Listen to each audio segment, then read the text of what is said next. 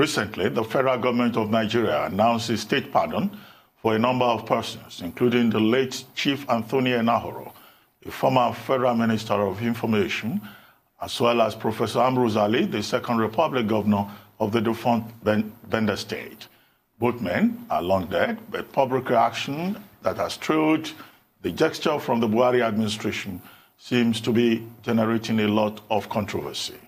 Now joining us is Peter Enahoro, a retired journalist and columnist, and a younger brother of the late Chief Anthony Enahoro, who describes President Buhari's state pardon for his brother as a Greek gift and piece of propaganda designed to mask decades of injustice visited on the late politician by actors within the Nigerian state, some of them still alive.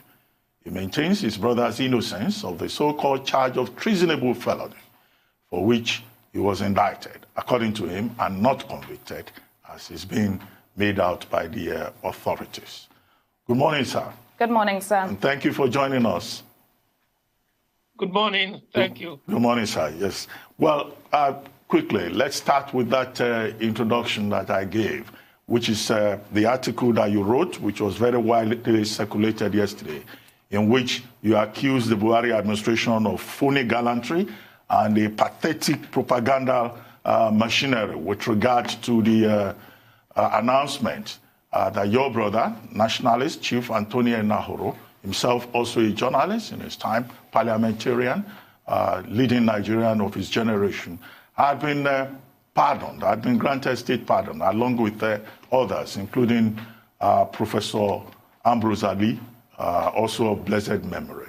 And you said this cannot be the case with regard to your brother because an indictment does not amount to a conviction. Would you like to comment further on some of the highlights of that piece for the benefit of our viewers who may not have read your piece and who may be aware that indeed the federal government of Nigeria announced what they called a state pardon? Well, like many people, I was shocked when an announcement was published that the current government had forgiven him, giving him a state pardon.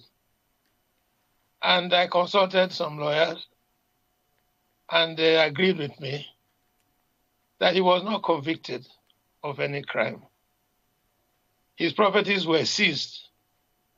Now, I give you a background to that. There was an allegation that he acquired properties corruptly. That was put on trial. That with a panel. The panel asked him a question. Chief, how many bank accounts do you have abroad? And he said to them, before I came here, there were allegations published in the press that I was going to be confronted with masses of bank accounts I have abroad. I really thought when I came now that you would say, here is the evidence, you are guilty, or what do you have to say? Now you're asking me how many I have abroad, which, number one, suggests that I do have abroad. Now, if I say to you I don't have, you're going to say, what? You're lying, or what?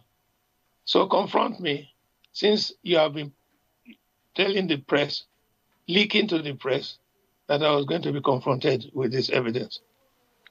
Now, he wasn't. And in their report, they said, Chief Anahoro refused to cooperate with the panel. That was all that was said. The government did not publish that. The government instead published a white paper in which it said Chief Anahoro was indicted. He couldn't say he was convicted because the panel is not a court. He said he was indicted. And on that basis, properties were seized. Well, an indictment is not a conviction. And then you come years later, and someone comes along years later and says, he's given a state pardon. And they say, you can't state pardon anybody just like that, and suggest that the person went to his grave guilty of some crime. If you have a case against this man, when did you discover that he was convicted? They made a mistake. The truth is that there was an appeal by the governor of Edo State to the president or the presidency that Ambrose Alli should be given state pardon. He was badly treated himself. A contractor, as I understand it, had offered him a dash, as we would say in Nigeria. He refused it, but the contractor who did a road job was persistent. So Ambrose Alli said, give it to my political party, the UPN, led by Chief Anahoro. He didn't receive the money himself. And then when the panel examined it, they said he should have directed the contractor to return the money to government. And now he was accused of misusing the government fund. And you know it was the time of guess who presidency or the leadership of the current president, when all sorts of funny sentences were pronounced. Ali was jailed 100 years. The person who jailed him 100 years won't be alive to witness whether it was carried out or not. He was jailed 100 years. He was diabetic. He had poor sight. Eventually, he was allowed to leave hospital. He didn't live long after that, and he passed away. His family, quite rightly, and his people have been demanding that he should be given a pardon because the conviction was wrong from their point of view, that he did not receive the money. Now, I think somewhere along the way, some generous person decided that they will add Chief Anahoro as well, for whatever reason, publicity or maybe accidental. Well, we are saying, and when I say we, I mean the family, we are saying that he was not convicted of any crime. And it is unkind that a man who did so much, who struggled so much in this country for Nigeria, should be, that the last you will remember of him is that he was corrupt, that he corruptly got some properties which were seized. One of the properties, incidentally, now belongs to a former head of state. It's a mess. But the first thing that my side of the family, what we are saying is, don't associate him with corruption. Don't say you have forgiven him for a crime he did not commit. That's all. As for the property does, well, that's all right. The children, and when I say children, I mean grown-ups. They're not 18-year-old, because when we say children, maybe we think we are talking of 18, 17-year-old. No. They are fully grown men, grandparents, one of them. They want the properties, quite rightly. And one of them has put forward a statement welcoming President Buhari, his statement. Fine. They're entitled to do what they can to retrieve the property. But we don't want, when I say we, those of us who are not involved in that aspect, we don't want the legacy of my brother to be that he went to his grave a convicted corrupt man. He didn't. And he had opportunities to talk to presidents. He did see one president who offered him a generous leeway, say, instead of talking about the legal seizure of his property, offered him a chance to nominate 5 people for political appointment. He refused. I myself, I was involved in a procedure that would have given him a chance to talk to a former president when he was still president. And he refused the chance because he said he will not plead for what he did not do. That's where we are. Thank you very much, sir, for your initial narration on that. And there's a lot that you've brought up here. Now, while the government may come out and put forward a pardon, it doesn't change the ordeal that the late chief had to go through. And you said that the family, you're now asking for properties to be returned, etc. What other forms of compensation do you think is due to your family as a basis of this, rather than us looking at a pardon here? It's not to my family. It's to his family, his immediate family. And what they negotiate with government, if it comes to that, I really don't know what will happen. I don't want to preempt anything. I don't want to say things that may not be accurate. So I'm not speaking about property. It's not in our hands at all. We are concerned with the fact that he did not commit a crime, though you cannot forgive someone for a crime that he did not commit. That's where I come in. I'm not involved in the property side of it.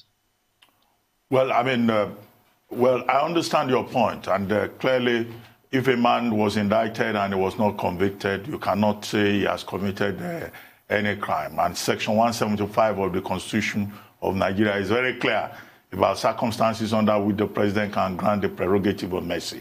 But I guess the point that Leila is driving at is, has there been any effort, any attempt on the part of the family to communicate officially with the Nigerian government to say, one, you erred by saying you granted state pardon, and second, this is what we as a family think that you should do. Otherwise, your essay that was published widely yesterday, they will just read it and enjoy the beauty of it and the ideas just like anybody else. They may not see it as a formal official communication.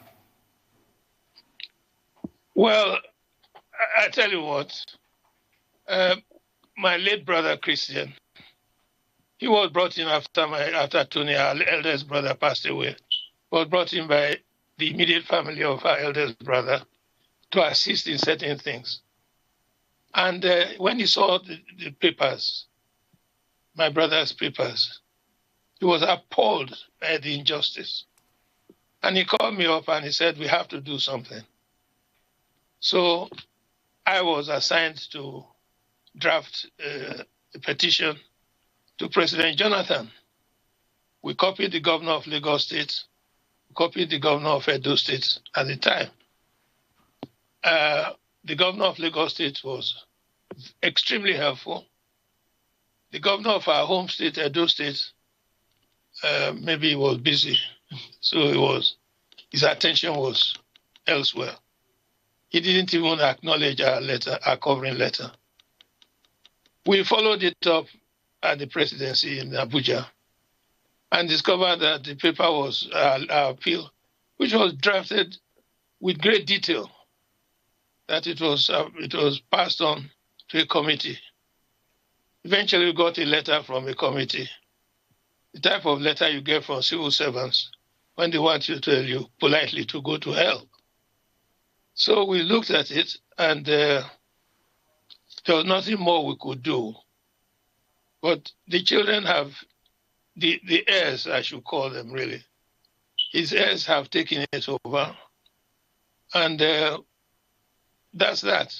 As for whether we should now make an extensive reply and get into letters with the State House, with Asurok, the truth of the matter is that it's pretty obvious. There was a mistake made. His name should not have been included in the list. And if they want to be fair to him, just remove it. Give his children his properties back. That would be an indication that you agree that there was a mistake. Thank you, sir. And in your essay, you gave a number of accounts to show relations that the late Chief Anthony Enahoro had with other politicians across the country. And I want to ask you, if he was alive today, how do you think he would react to this? He will have just probably smiled and said, there they go again. And that probably be he would say the same thing I'm saying. If they want to pardon him, quote and unquote, pardon him, let them return his properties. But he's not going to beg anyone. He wouldn't have any if he were alive.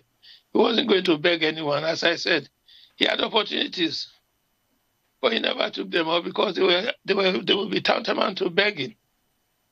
And he was a proud man, and quite rightly. Well, characteristically, Peter Pan didn't pull his punches in that piece that you wrote. And one target of your darts is former Nigerian President Olusegun Obasanjo, who seems to be a favorite target of your attacks.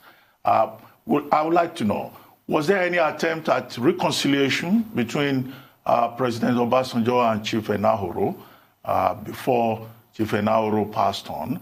And if there wasn't, well, what exactly is the problem in terms of their relationship? And you seem to be fighting a proxy war on behalf of your brother. Have you also personally had any contact with President Obasanjo at any time to see how you can intervene, or you could have intervened to make peace between these two great Nigerians? Well, excuse me, can I just choose another word? Instead of attack, I would say narration. Okay, fair enough. The story of what happened. And two questions. I have met Chief Obasanjo in the past at a meeting in Bellagio. I tell you very quickly why I'm telling this story. There were 22 of us, I think, appointed by the Secretary General of the United Nations to prepare a document for him titled Africa in the Year 2000. So we were invited, we were clustered in Italy, in the lake there. Chief Obasanjo and I were the only two Nigerians on the panel. On the closing day, the lady who became president of Liberia, she said to the chairman, she thought we should all congratulate Chief Obasanjo as the only African military head of state who voluntarily gave return power to civilians. And people beat the table in cheering. When he finished, I said to the chairman, there are just the two of us, Nigerians, at this table. And I think there should be a correction if there is a mistake. If we're going to congratulate Chief Obasanjo, I think we should also congratulate two people, Yaradua and Danjuma. I said, once those two people agreed to return power to civilians, Chief Obasanjo will agree that he had the lesser say in the matter. So why do we congratulate Obasanjo alone? Well, the great man, as you described him, replied, I think we should ask Peter Enahoro when last he was in Nigeria. I said, well, that's not the issue. Anyway, the matter passed. Long after, I'm now in the Daily Times invited to come and be administrator. President, the head of state at the time of Abacha died. And the president is Obasanjo. Now, I had worked for 3 solid years without pay. The agreement was that at the end of my 3rd year, I'd be paid the consolidated fee. To cut a long story short, the president told Sarumi, who was Minister of Information, I give the names because I don't want people to think it's a hearsay thing. He called me and he said, what have you done to Baba? I said, what have I done?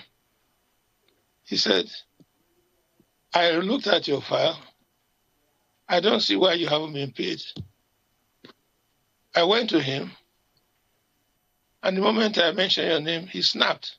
I don't want to hear about him, etc., etc. So that confirmed to me what I had heard so many times. This is a man who does not forgive, who does not forget.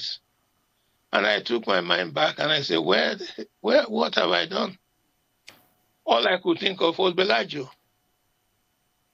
In the report, in the statement I made, in the write-up I made, you say that, at length, anybody who has read it will see that I tell this story. It will take too long to narrate, of his clash with my brother. I don't believe, quite frankly, that you can make a deal with a dead person. My brother is gone. He has passed on, God rest his soul. If Chief Obasanjo has in conscience, either he should tell them, those who are responsible, that this matter should be brought to an end. It is not for me to go crawling and begging him. No, it is for him to search his conscience. And all they have to do is return the properties to the children, to the heirs, and then the matter is closed. As for the nonsense about state pardon, I don't know what the procedure is, whether you can withdraw a pardon that has been pardoned for a crime you didn't commit, for which you shouldn't have a pardon in the first place. I think the people who made the mistake should be pardoned if they admit that there's a mistake. There's been a mistake. Thank you, sir. Now, still on your essay that you wrote, we know that the late Chief Anthony Enahoro served in Yakubu Gowon's cabinet for 9 years, first as Commissioner of Information and Labor, and then later on as special duties. Now, in your piece, you said to be a favorite civilian in a military regime promotes you to a lion's den. So I'd like to ask you if you can shed more light on what you meant by this, and maybe tell us what you think in terms of lessons that there are that we can learn from the late chief. Well, I hope that nobody learns a lesson about military rule, because I hope we don't have military rule ever again. But as for the what happened on that, why I said that, he became a favorite. It's a long story again. He was not the foreign minister. Foreign minister was Dr. Aripo. But Gowon used him more than anyone else for foreign missions. He brought a message back from the British government. Nigeria needed Bofors guns to knock out Uli airstrip and end Biafra's access to the world. The British government was having a problem. Prime Minister Harold Wilson was having a problem. He had a very small majority. They used to ridicule him that his majority will not fill a telephone booth. And Nigeria wanted these guns. Unfortunately, there were two problems. One was a statement made by the 3rd Marine Commando leader, who said shoot anything that moves and shoot anything that doesn't move. That went down very badly with the British press and British public opinion. Secondly, Murtala Mohammed, he was commanding the troops. They were going to cross the Niger to land troops in Onitsha, and they had disastrous consequences. And I think they took their revenge on Asaba. Everybody remembers that. Some books have been written about it. That didn't go down well either in Britain. So there was a problem for Prime Minister Harold Wilson. That in the midst of this, they can't supply these guns. But we Biafra, we have no defense whatsoever. But if the Nigerian government could redeploy these two officers, these two commanders, it might serve to appease public opinion, and they would do their best. So that was what happened. Tony brought back the message, and then he's saying that if you don't like the message, shoot the messenger. And he became the one who brought bad news. Murtala Mohammed went to Kano, sulking when he heard this. He wasn't removed in the end. I don't think Gawan was strong enough to remove him. Well, I'd like to ask you still, before we begin to talk about journalism and your own career in the public space, I would like to ask you a question about your relationship with your brother, Chief Anthony Enahoro, because it would seem as if you more or less also inherited many of his enemies. By this, I mean the fact that by the time you were editor at the Daily Times and you were leading journalist and columnist in Nigeria, some of the politicians who were not in the same camp with your brother were not necessarily your friends. You've also just cited the example of President Olusegun Obasanjo. What was your relationship with him? You were not a politician. You've never tried to play politics, but somehow your paths seem to have crossed, either in terms of the choice of career or your relationship with many historical figures in Nigeria. Well, thank you for not asking about Biafra, where we disagreed, my brother and I. I mentioned that because I come from a family where we are very interdependent of each other. If you know us, some of my brothers were on my side, some were against during the Biafran War. It's the same thing. I didn't inherit his enemies, not at all. The Daily Times had a strict rule that the editors of the company must avoid partisan politics. And believe me, I did my best not to be partisan. I never voted, for example, for the simple reason that I said to myself, if I go into a polling booth and I go and vote and I'm coming out, people see me and they'll say, aha, this man has voted for this or that party. How do I then defend myself and say, I am not partisan? So for that reason, I never cast a vote.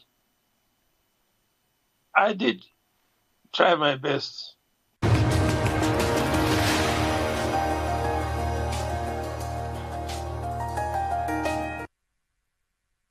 Welcome back to the morning show here on Arise News. We apologize for that technical hitch, but now we have Mr. Peter Enahoro back with us. Mr. Enahoro is a veteran journalist, veteran columnist, former publisher Africa Now, former editor New African, former editor Daily Times, former sole administrator of the Daily Times, an author and a highly respected international journalist.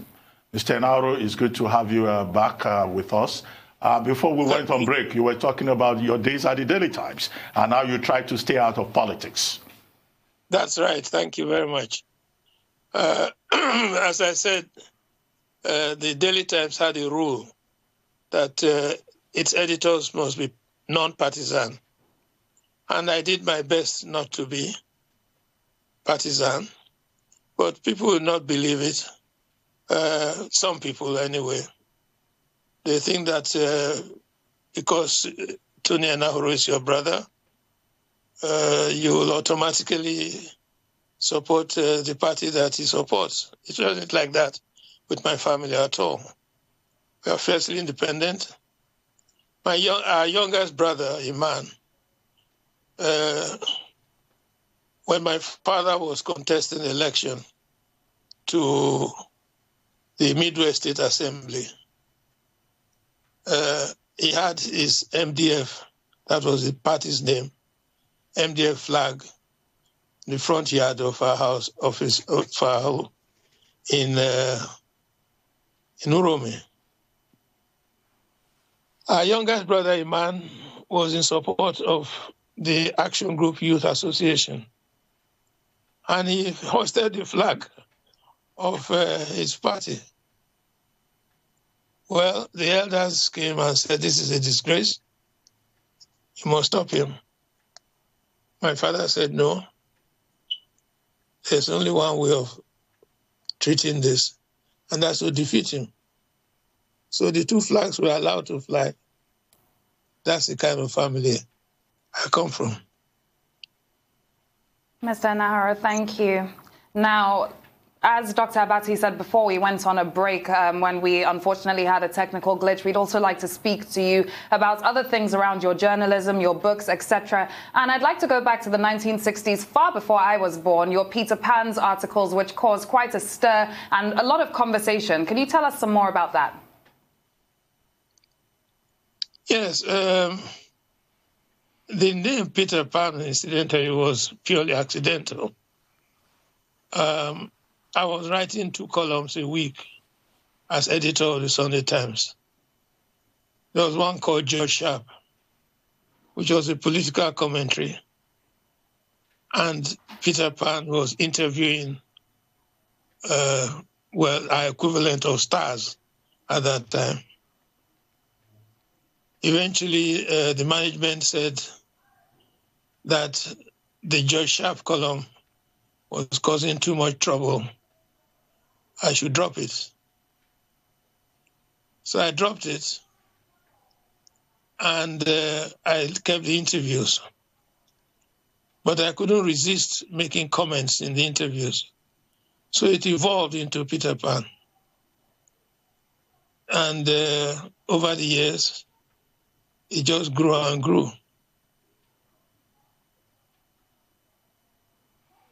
Well, sir, let me quote something to you, which you wrote, and this is from page 227 of Then Spoke the Thunder, your memoir. You said, success as a newspaper columnist has its show business glamour, but journalism has its cruelty. I'm quoting you directly. Now, how cruel is journalism? And when you say journalism is cruel, are you using that to describe your experience, the fact that you had to go into exile shortly after the July 1966 coup and didn't return until about 1992? Because, as we're told, you had caused too much trouble with Peter Pan column, and you were too close, some allege, to the late General Gunyun-Rossi. Well, you know, journalism has a glamour. You meet some of the highs, and you also meet some of the lows. You can be invited to lunch by a president of Sierra Leone who has his food delivered to his office every day. And he says, come and have lunch, and you're having lunch over his writing desk, and it's very glamorous. A day or two later, someone is in trouble. I won't go into too much detail. And you find yourself close to that person. And that's the low side of it. You meet the highs and you meet the lows. The cruelty of it is, at the end of the day, who is your friend? You kid yourself if you think it's only the highs, and you kid yourself if you think it's only the lows. You don't really have a permanent friend or a permanent enemy. If you do your job as you should, you find that your life rotates between the two, and it's exciting. That's what I meant. Three books, one of them is called How to Be a Nigerian, a very popular book when it came out. I wanted to ask you if you can tell us more about what inspired you to write this book, and if we can also expect any more books from you. Well, How to Be a Nigerian is funny. It's an uncompleted work. I started writing it at the suggestion of a German journalist friend of mine. We were exchanging jokes about our countries. And he said the stories I was telling him, the jokes I was making, why don't you put it down and put it in a book? So I took his advice and started writing it. And I sent it as a skeleton. At that time, we didn't have publishers in Nigeria. I sent it as a skeletal work to Longmans in the UK. What did they think? I can develop this into a book.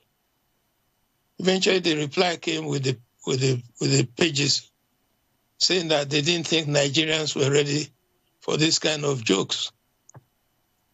So luckily, I didn't throw it away. I put it aside, frustrated, that how can you tell me what Nigerians will laugh at and what they won't laugh at?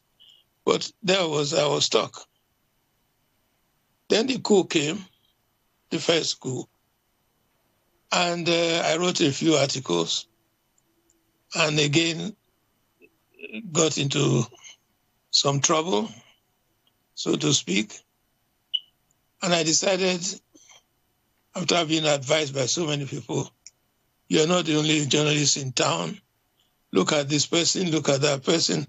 They've all kept quiet. Why can't you keep your mouth, keep your pen away from writing? Excuse me.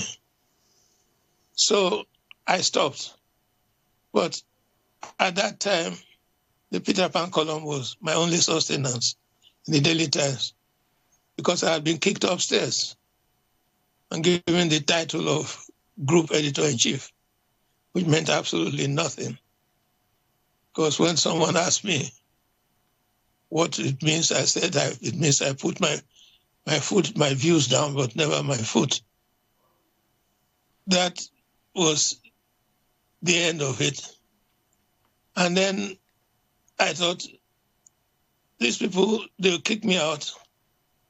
Eventually, I can't be earning a salary here and not doing anything really, just advising editors who can either listen or don't listen. So I decided to publish excerpts from that I had written to Longman. And surprise, surprise, there was a huge reaction. I got calls and people said, this is fantastic, and so on. And I was going to develop it into more chapters. Unfortunately, the second coup came, some call the revenge coup, and I left the country. Well, the Daily Times decided to put it together, the bits that I had published, and that became the book that you were talking about. It was an uncompleted job. And I'm surprised that it still goes on, which shows that failure has many descriptions. Because as far as I'm concerned, I hadn't finished the job. And there you are. All this later is still being sold. Well, Mr. Enahoro, we can say conveniently that you've seen it all. You've been here, you've been there, from 1959 to the present. But I'd like you to attempt an assessment of the Nigerian media over the years. From your time at the Daily Times, when you had people like Sad Sam and others, up to the time when you returned as sole administrator, what you remember about some of your proteges, including Chief Segun Oshoba, and then what you saw when you returned as sole administrator, and then your international experience, and how you would assess the media in Nigeria today, particularly the print media. Yes, let me begin with the print media as it is. What I very much would like to see is more investigative journalism. Technically, it's better than we had. We have color printing now. Then we have huge bundles as daily newspaper. We were unheard of in my day. So progress has been made.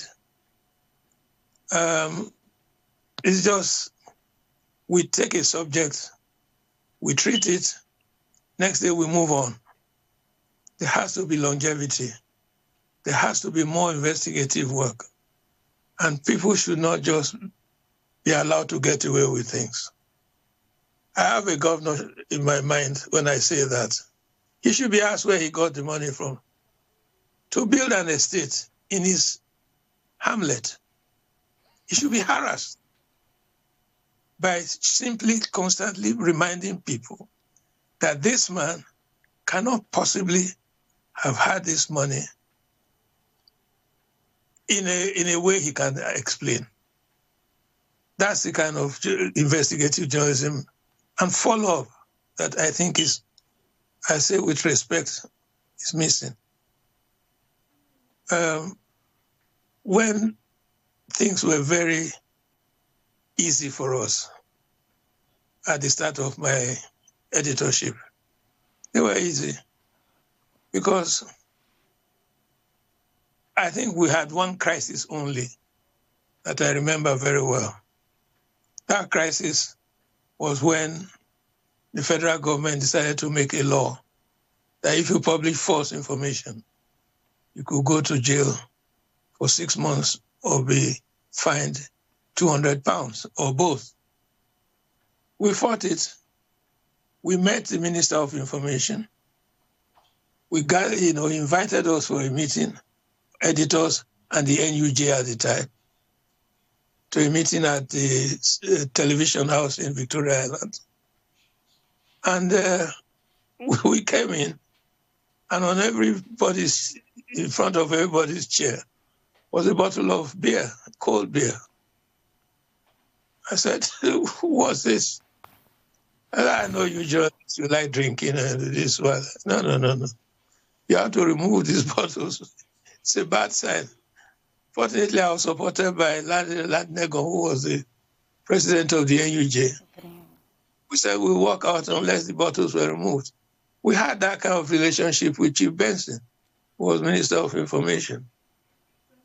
Then I come back as administrator of the Daily Times, and I meet a totally different Minister of Information who thinks the Daily Times is part of his property, that he can write editorials in his office, send them to the editor and say, publish.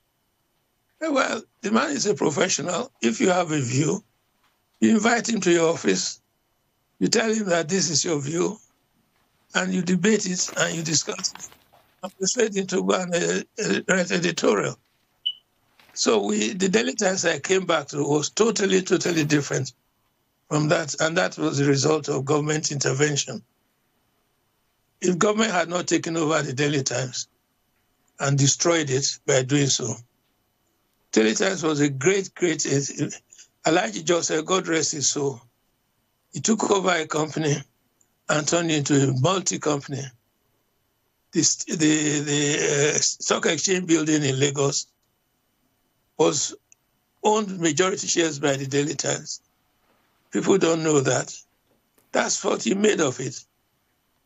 Daily Times PLC was the first company registered in the Nigerian Stock Exchange.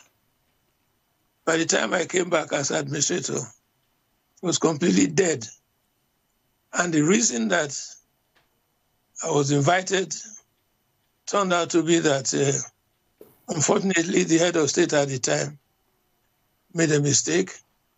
He thought that by appointing me, that other things will happen, such as that Chief Anthony Enahoro will return to Nigeria, which was a big mistake. That didn't happen. However, I have to say that he did say something which was true. He said the Daily Times has become a den. We want you to investigate it. And if it is true, we will lock the people up. Unfortunately, that should not have been said to certain parties, because before I could appoint an investigation, the Ministry of Information appointed its own and sort of neutralized any chances of my appointed investigation making any headway. Our journalists today, they are smart. And I have to say that many of them that I met, they are university educated.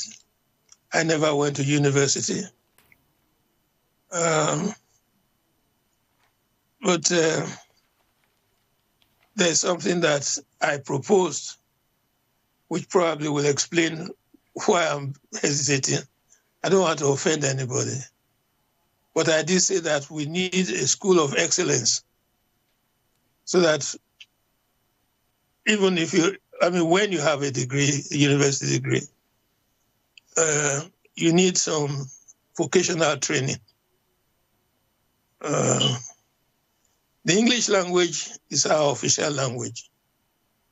And we have to write it in a way that is universal for other people to understand and not use words. Who will tell someone that the word B-O-T-H-E-R is different from B-O-R-D-E-R? You say somebody doesn't bother to do something. You can't possibly say he doesn't bother to do it. Someone has to tell you. Unfortunately, if you are the boss, who tells you? That's why I say we need a school of excellence so that editors will send their people there, haven't finished university, haven't started working, to go and polish up certain things. I know that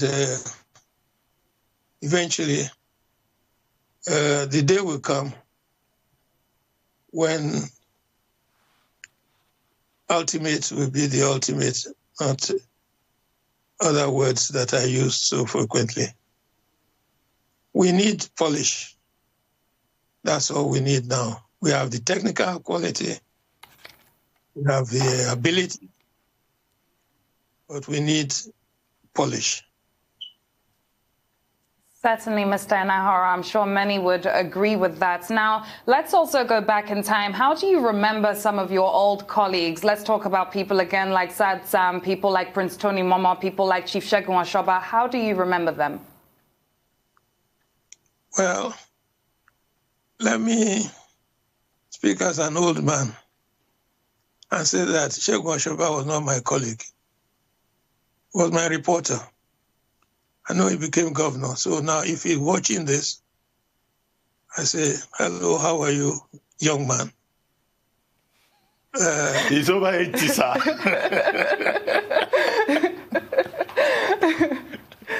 Yeah. Sam was my schoolmate 1 year below me at Uweli. And when I was captain of football, he was the secretary. The secretary is the man who will take over from you the next year. So that's Sam and I. Our story goes a long, long way back.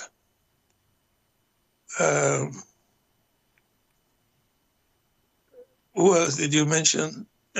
I mentioned Prince Tony Momosa. Oh, yes, Tony Momo. Yeah. He was in the Daily Times too. Daily Times was a kind of training school. You pass through there on your way to somewhere else. I think he once ran the Daily Times Academy for teaching people. I wasn't in Nigeria when he went to study law, but we met several times. Yeah. Well, sir, let me take you up on something that you tried to justify in Then Spoke the Thunder, when you were justifying your opposition to the late Chief MKO Abiola, and the fact that also you supported the annulment of the June 12, 1993 election.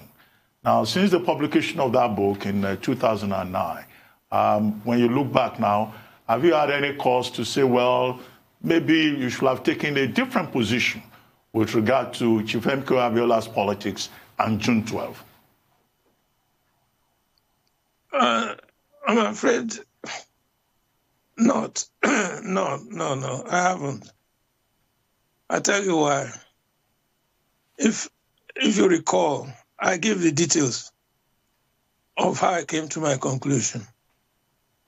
You had to have an insight into what was happening with the military. When people say loosely that the election was the best ever, the open and the most democratic and so on, they're entitled to it.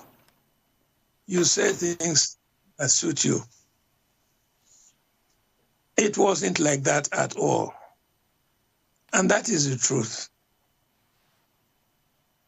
I felt that the military were in a weak position. IBB President Babangida was leaving. And what we needed was politicians with an insight to exploit that situation. We could have had a totally different outcome if they had had the courage to exploit it. But everybody was following. There used to be a question. 10 goats are lined up before a fence. 1 goat jumps over. How many goats are left behind? If you don't know goats, you say 9. If you know goats, you say none. Because all the other 9 will jump over as well, without knowing why they've done it. I'm sorry, but it's easy to take a stand when you know that is the big stand that everybody's taking. It's more difficult if you don't take that stand. If you say, this is what I believe, and it may not work out for you. When I mentioned earlier that within my family, I took a stand about Biafra, it was not easy to know that you were alone in your stand. But fortunately, I come from a family that allows that kind of thing. The same way that I hope people talk of democracy. Excuse me. People talk of democracy. But you can't have democracy if you all go like sheep jumping over a fence. You've got to allow people to have their point of view. Chief Abiola, God rest his soul, he had this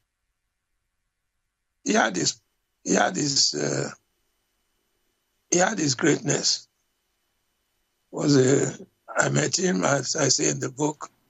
He came to see me in the hotel, and he was very generous to my son. That didn't change anything. Just as I won't expect him to have changed anything on meeting me for the first time or second time. The world is like this. We are people, we are human beings, we are created, and we have been given something by God.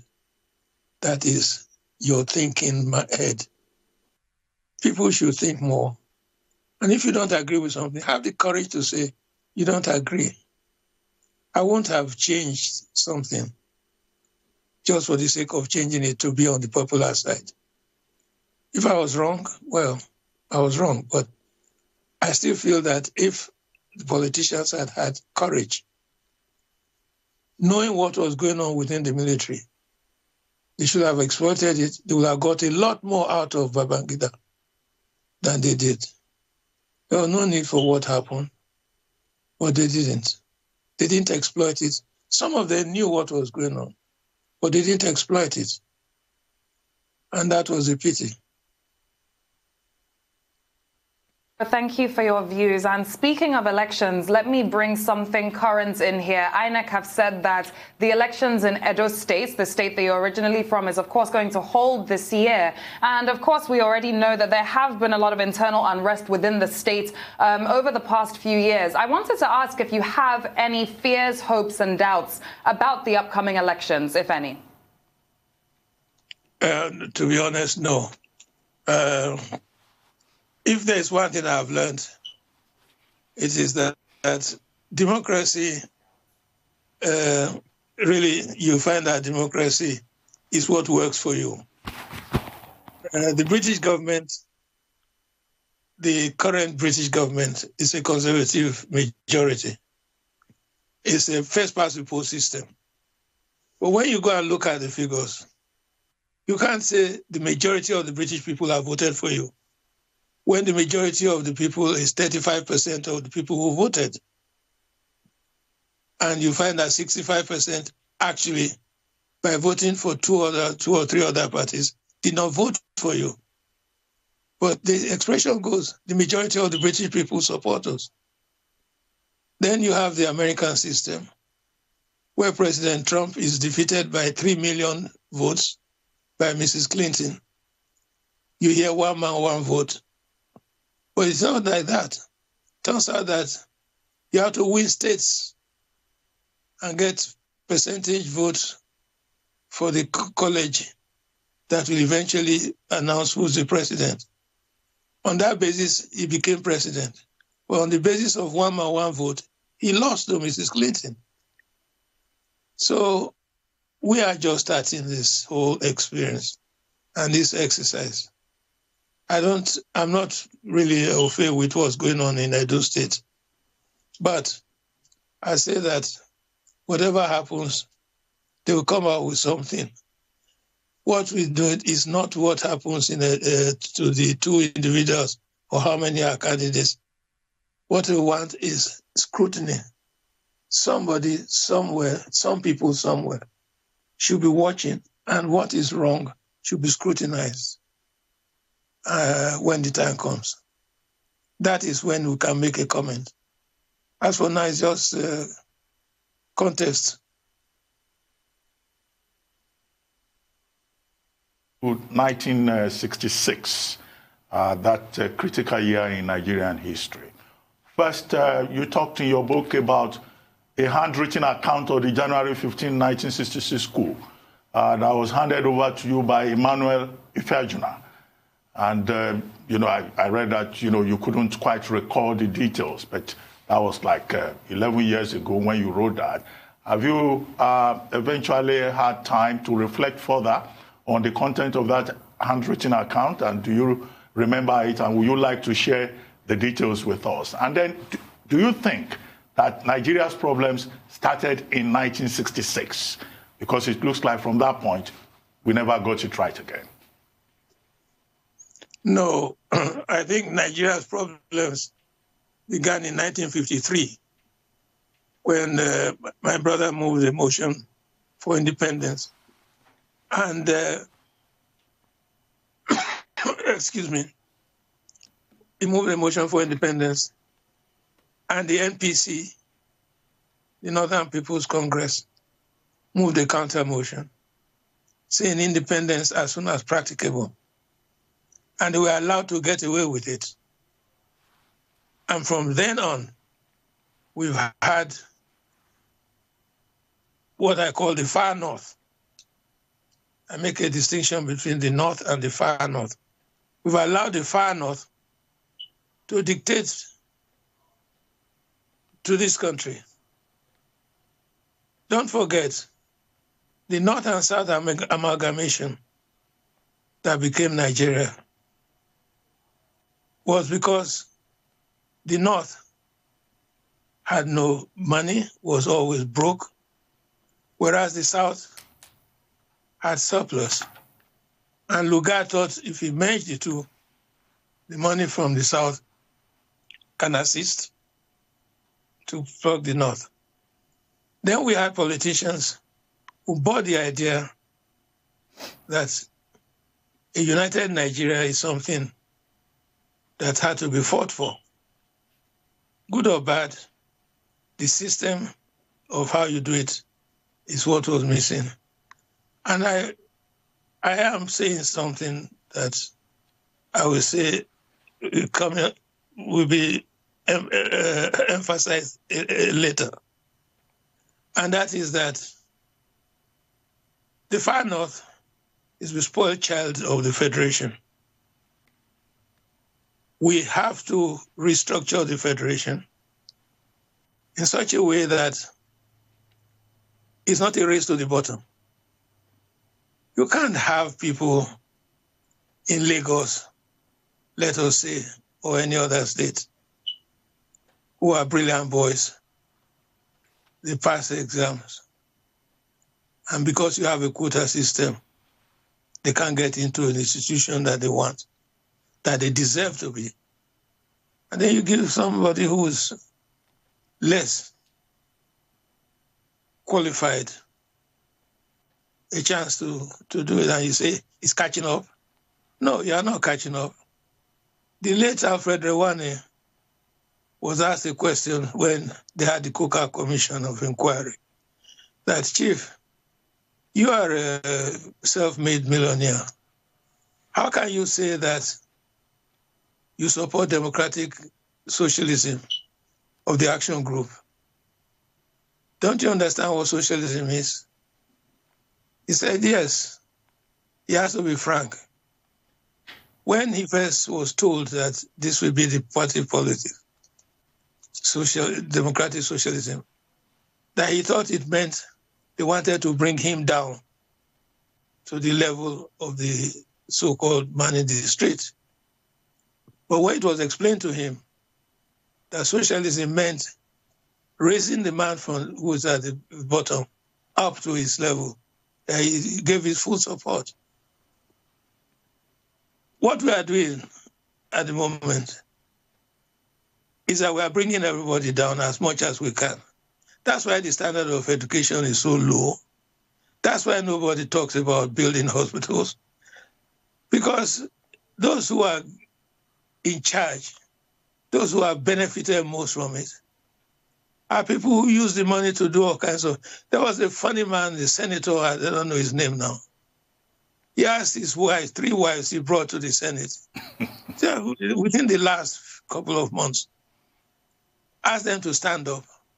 And he bragged that he has 23 children and still counting, he said. I bet you he's not paying school fees for those 23. I bet you he's not probably even seeing that they go to school. That kind of thing annoys me so intensely. And we allow it to continue. Problem in Nigeria is that we have to have a restructured system whereby those who work hard and those who benefit from it are the same. Doesn't mean that you should allow people to go starving or...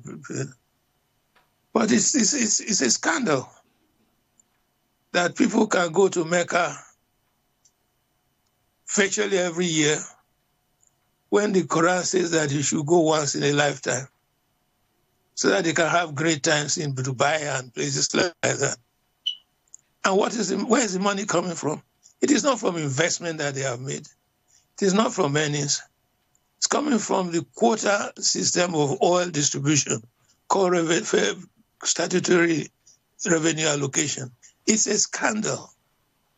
And that's where we are today. We have to have a system where those who work hard and states that have benefits. The richest man in America is not the president of the United States from his salary. No. When Clinton was governor of Arkansas, his home state, where he was governor for 12 years, his salary was less than that of the mayor of New York, because New York City made more money than Arkansas. But we have a system in Nigeria where a permanent secretary in a state that should not exist expects to earn the same salary as the permanent secretary in a state that has more revenue. It's wrong. It's not helping. And Nigeria has deteriorated because we have been ruled by people who haven't a clue. We have it now. They don't have a clue. And it goes on and on and on. It's infuriating.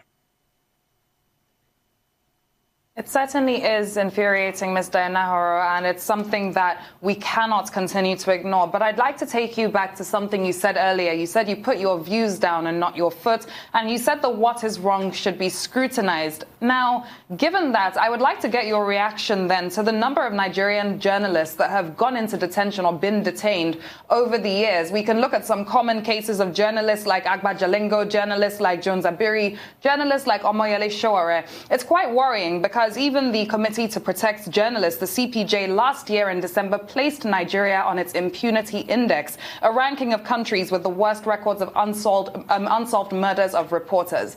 How do you react to all of this? Ashamed.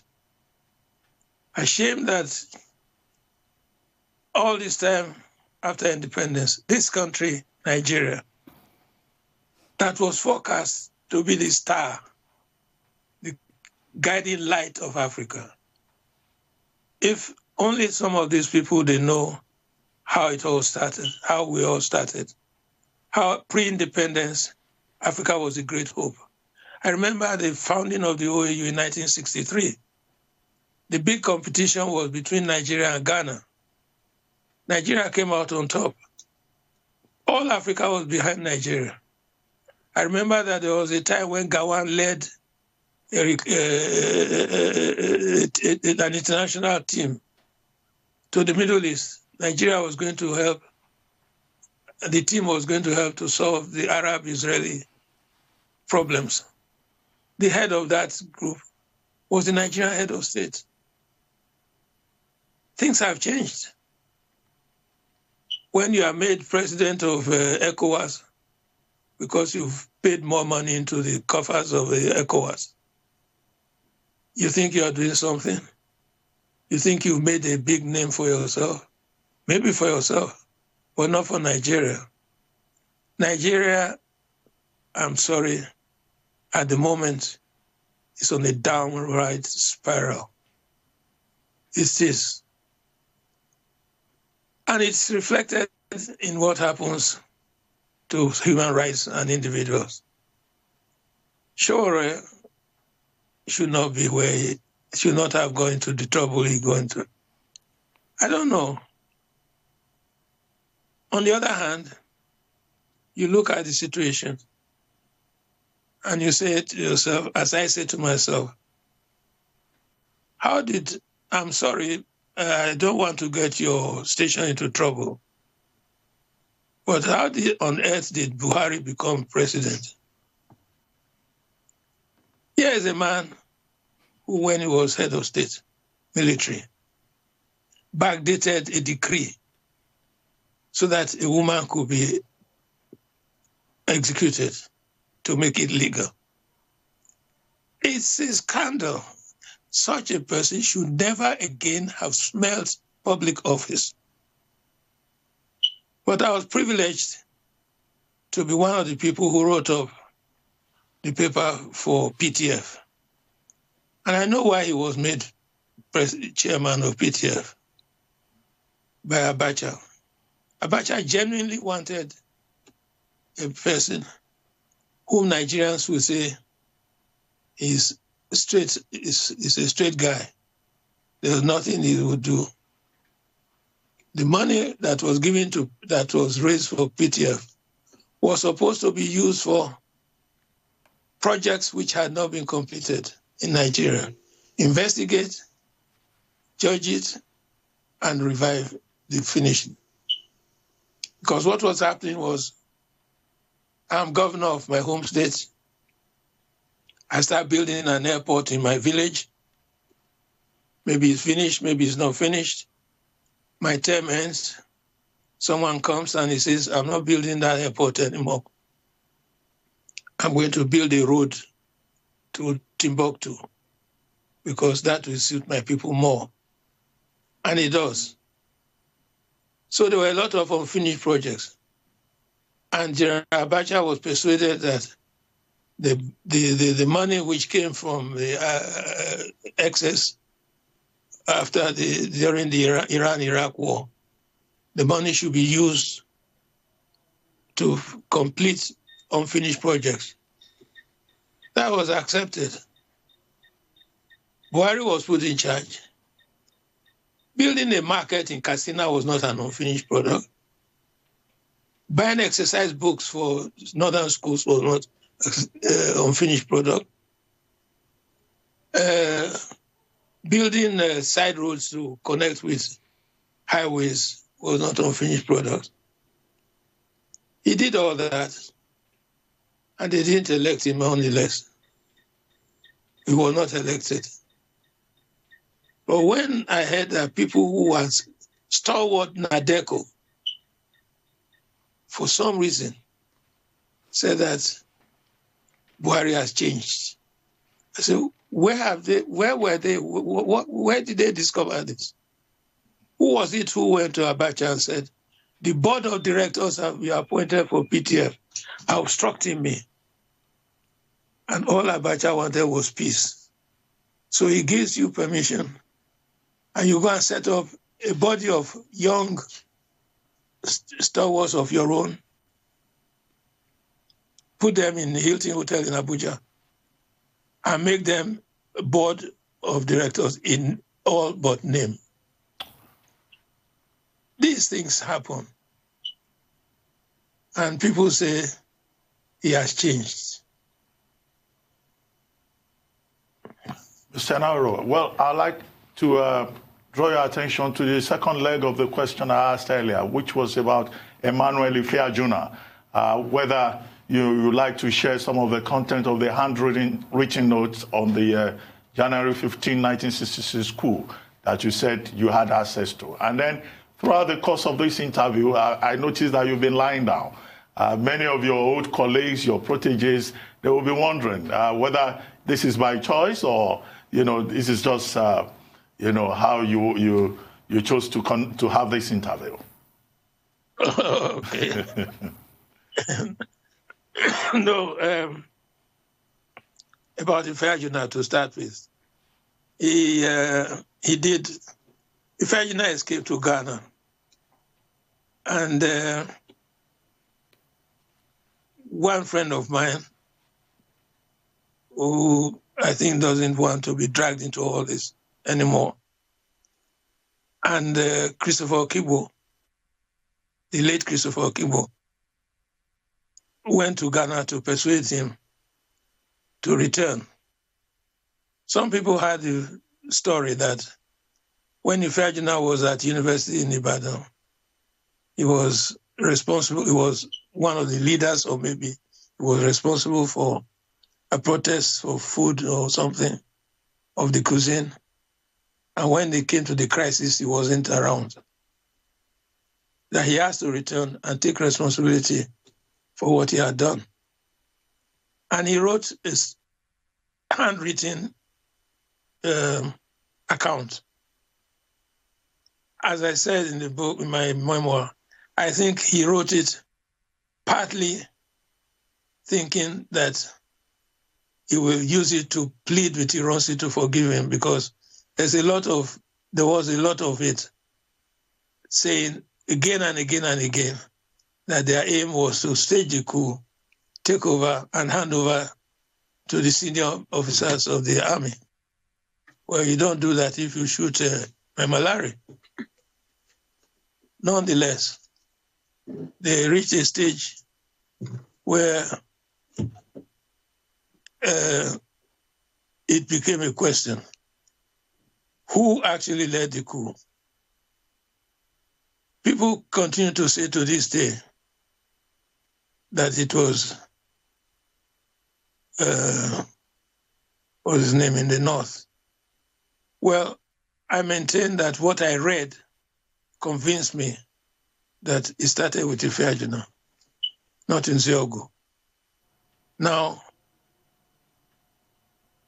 when Biafra was on, it got to a stage that Ifeanyi wrote, trying to give his copy to Achebe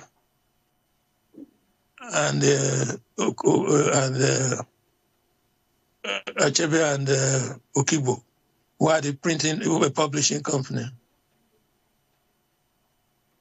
Achebe showed it to Nzeogwu, and Nzeogwu was said to have reacted by saying, "Iman's lies." So there was a disagreement, I understand, I was in there, as to whether Iman Ifeanyi told the truth or whether it was a lie. But I read that and I was convinced that he started the coup, it failed, and he fled the country. It makes sense. The coup failed in Lagos. It succeeded, if succeed is the word, in Kaduna. They were supposed to make coup announcement in the morning. That's the tradition. They were waiting for Ifeanyi to make the announcement in the morning. They had lost touch with him to make the announcement in Lagos. The announcement did not come. If you remember, or if you have read it, Nzeogwu made a coup announcement at midday. That's because he had waited and waited, and there was no word from Lagos. If he had been the coup leader, having succeeded in Kaduna, from his point of view, he would have just gone to the station and announced it, waiting for Lagos to sort itself out. That's the story of, I had the copy, yes, but it was not the original, it was a photocopy. And the person who gave it to me, when the revenge coup was going on, called me and said, "That thing you have, put on for ECN," which, as everybody knows, ECN is electric. Burn it, that's what he meant. And I sent it to be burnt. Yeah. As for, I'm lying in bed. Well, ages ago, I had a car accident, a very bad one. I was thrown out of the car. I was on my way to Cotonou. So this is the story that goes back to 1961. And as a result, with age and everything, my movement is restricted. And unless I have to get up, this is just a convenient way. Okay, we understand, and we thank God for your life and your many achievements. But quickly, sir, two follow-up questions. The friend you were referring to, when you said there is a friend who no longer want to be dragged into the matter, when you mentioned Christopher Okigbo, could that be Professor J.P. Clark, who is your very good friend? And then, of course, I know that you had some, unsettled matters with Professor Wole Soyinka also. I don't know whether you would like to comment on that at any point. Well, JP is my friend. He's more than my friend. He's more like a brother. So if he were someone that I felt I have to protect, I would.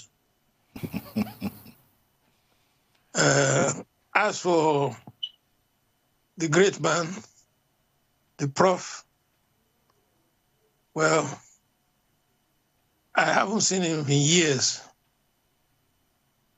The last time I spoke with him, I was in Abuja on a Saturday. We were playing golf, and a friend of his, one of his great friends, called me and said, the prof wants to speak to you. And quite frankly, I didn't know by then that an abbreviation of the man's name is become prof. So I wonder who it was.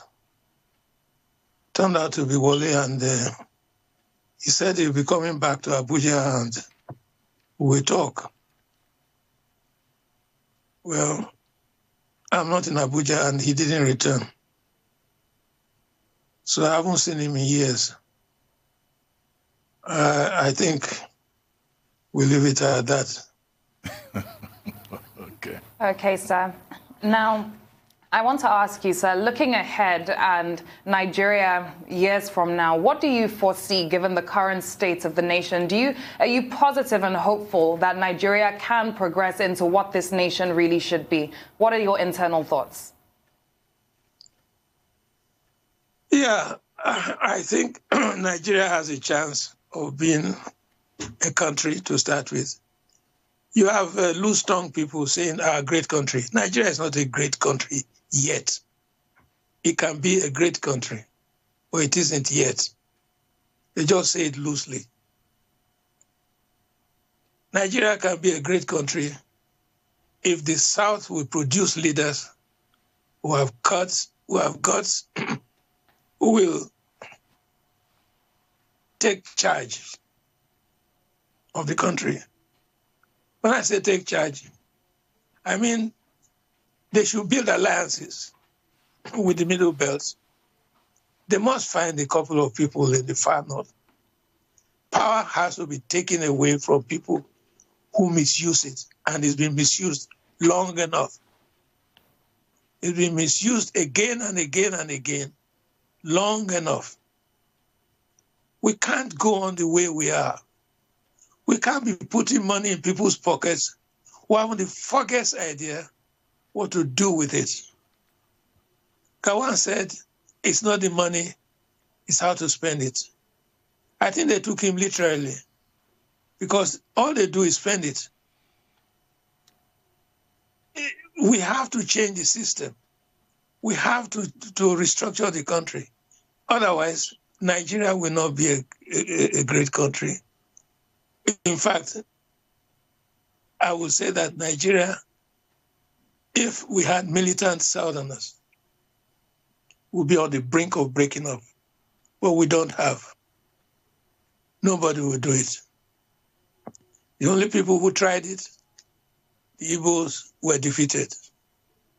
I don't think anyone will try it again.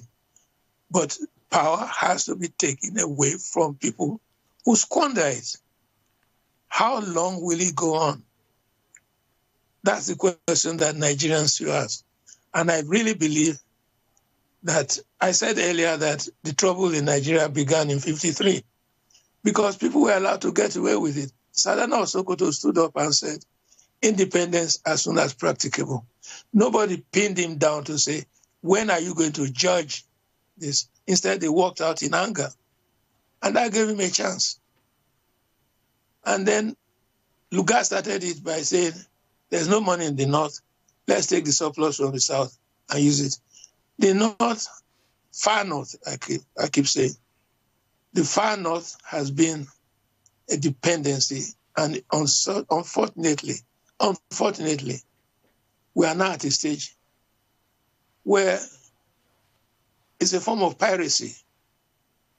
It's got to stop. But it will not stop. I remember a colleague on another station was interviewing someone, and the man was talking of restructuring the country. And he said, and the interviewer said, the Northwest will not permit it. I almost fell off my bed. The Northwest will not permit it.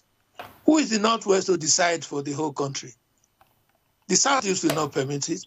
The Southwest will not permit it. The Niger Delta will not permit it. The Middle Belt will not permit it. The Northeast will not permit it. If you don't want to permit it because you are Northwest, tough luck. But you've got to be made to accept the fact that it cannot go on like this. It cannot go on in a situation where if you are from the Delta area and they've polluted all your waters, all your fish dead, your wife has to row a canoe out 3 miles to get fish, and then you want something from NNPC or from the oil benefit. You have to go looking for somebody from Daura who has the foggiest idea where the South is, where they get the oil money that's been given. It's got to stop. If Nigeria is to progress, it's got to stop. We've got to make changes. And it will only be done if an alliance is made between determined militant South and compliant or progressive North. The militant South will not happen either without pressure. And we can't go on the way we are doing now. That's just impossible. And Nigeria will never be a nation. If there's one thing I have learned, it is that nationhood takes time. When I was living in Belgium, the streets in Ostend where I lived were in the polluted Dutch. You go to Brussels, and it's in French. They have entry into the Eurovision contest. 1 year, it is the French, and compulsorily the following year, it is the Dutch.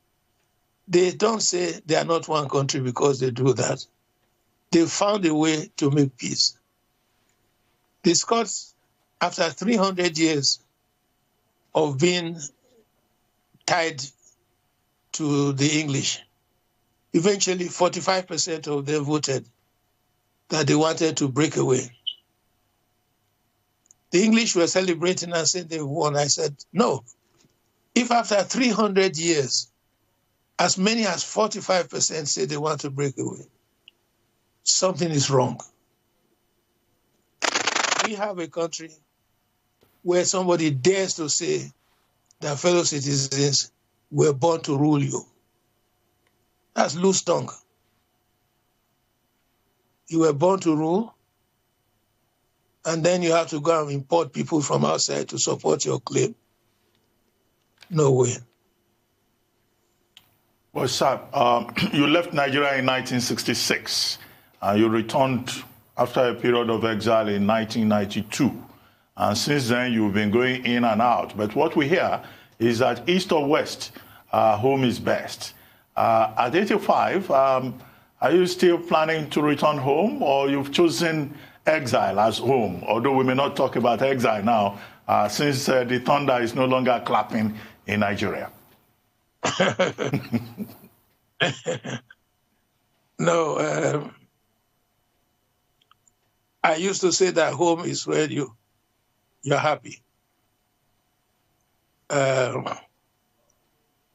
It's not exactly so.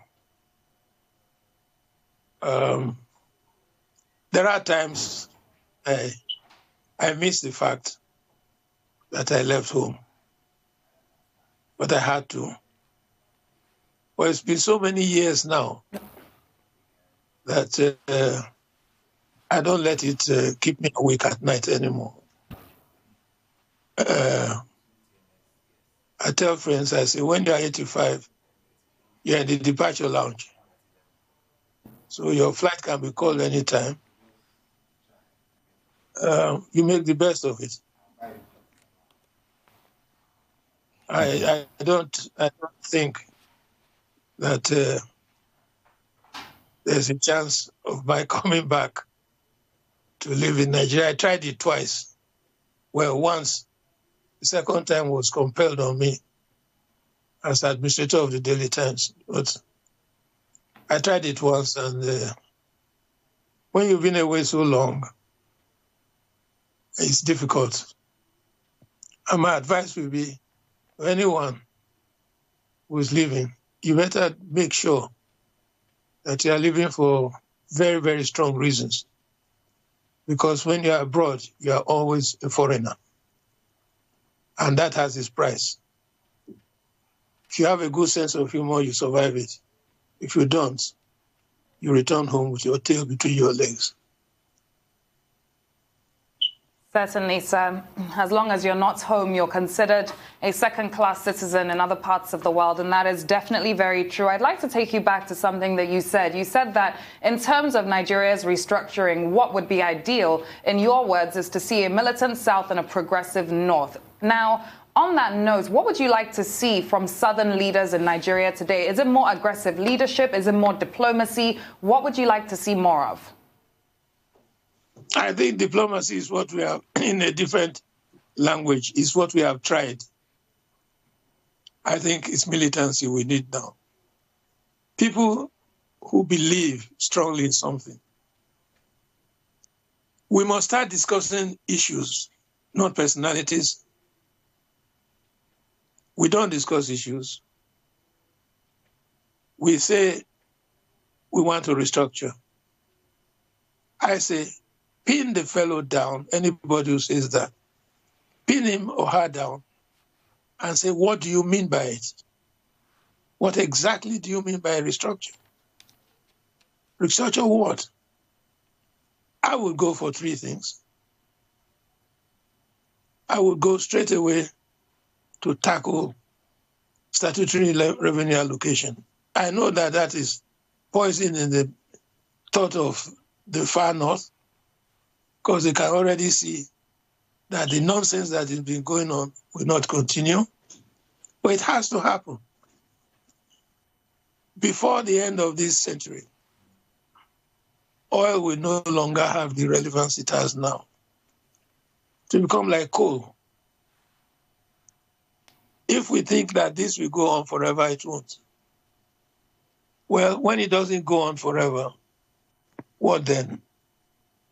We're spending the money now, we're squandering it, or we squandered it, and it will not continue. What then? The Arabs are investing their money all over the place. If you go to London, to the West End, they bought into hotels, they bought into this, they bought into that.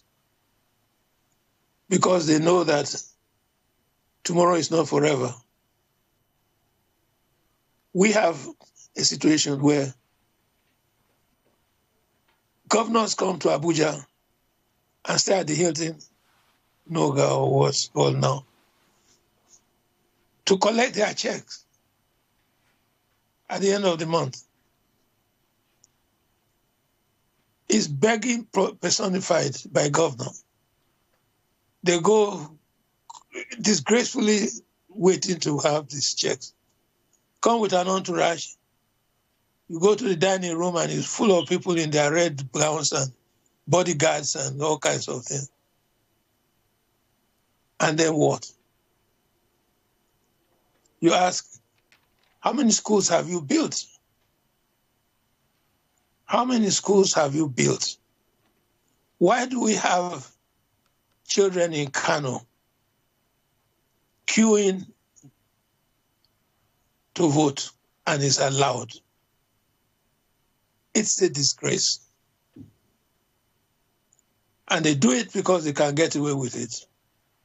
And I say they get away with it because, let's face it, the far north has been pampered since the South agreed by walking out that independence as soon as practicable. Independence could have come earlier, but they had this thing. Sadana said he needs time for northernization. I have nothing against northernization at all. I have nothing against the principle. But if northernization means giving, filling foreign embassies with people who don't know whether they're in Saudi Arabia or in Papua New Guinea, that's terrible. That's terrible. Something has to be done. And it can only be done by the South finding leaders who are not content with eating from the master's table, crumbs of bread passed to them. And we have too many of those. Well, sir, let me ask you a question now about, again, journalism. When you were editor of Daily Times, it was said that you were so powerful that, in fact, certain decisions could not be taken at the State House without the then head of state consulting Peter Pan. And then later, when you went to the New African and you became the editor, I recall Ben Asante writing a piece. Ben Asante worked with you at the New African, that there was no African president or head of state that you could not just access like that. But still, you refer to some of them as hypocrites, particularly Nyerere. I hope I'm quoting correctly. Why did you consider a man like Nyerere a hypocrite? And how many hypocrites did you meet who were African leaders? Well, to be frank, the world is full of hypocritical leaders. But I've learned a lesson about that. It's the way the world works. You can't have everybody being the Pope. The fact is, when Nyerere was retiring, he received certain benefits. And I have nothing against it. Excuse me. It was just the way it was presented, as though people are so stupid they don't know when the man is being given a dash, as we call it in Nigeria. He had his house in Dar es Salaam when he was president. He refused to use the governor's residence, which is the state house. As president, he said he would stay in his house. But then the president, the house was not suitable from a point of view of security, guests, luncheons, dinners, and so on. So something had to be done. And the assembly voted funds to expand and extend the place suitable for his use. So he used the governor's residence as presidential office, and then in his house as residential place. When he retired, he will remain the president, the chairman of their party, of the ruling party. So they bought the house from him, and presented it to him as the house for the chairman of the party. So when he was in Dar es Salaam, he could stay in the house as chairman. And he was going to be chairman for life. And the cash they used to buy it was given to him. In other words, they retired him with that huge amount. Meanwhile, he had no house in his hometown. And they decided that it is not right for the president not to have a home. And it was true, he had no home.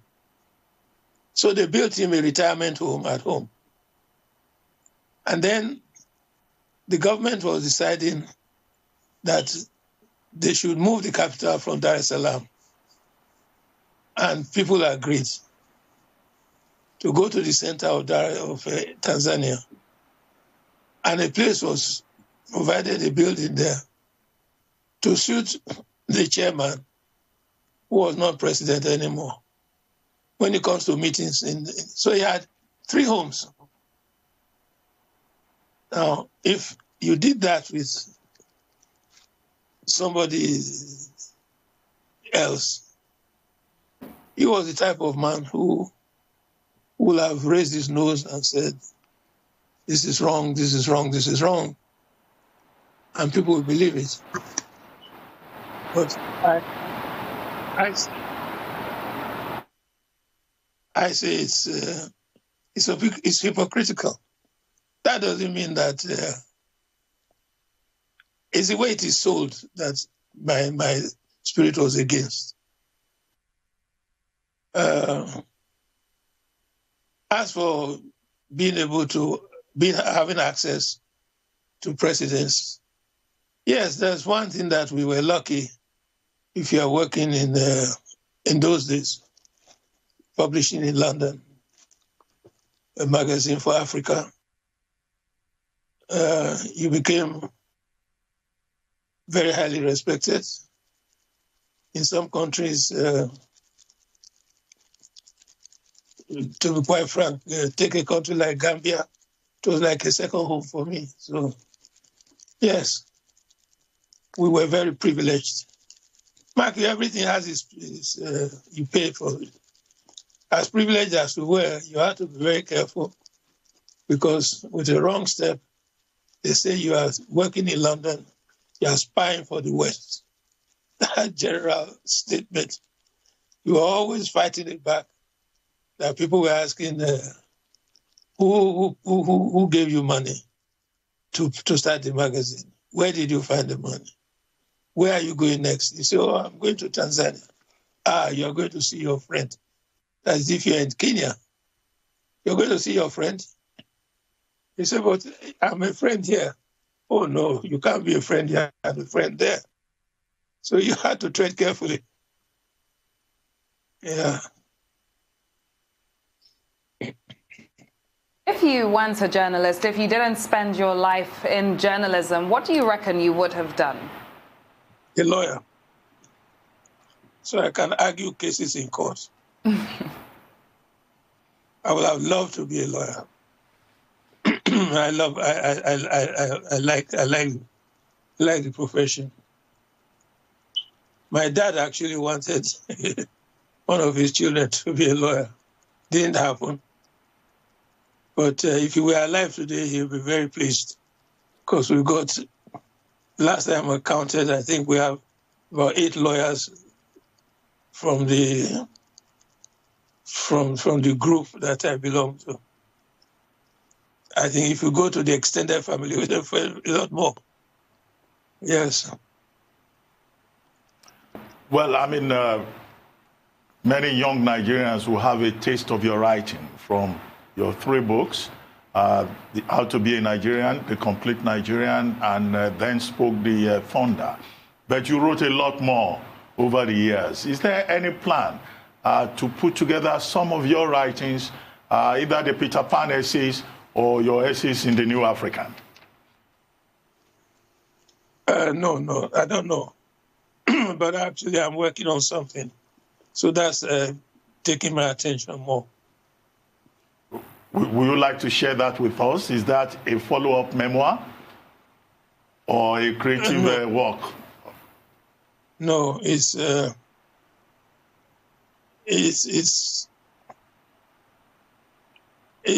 current and not current.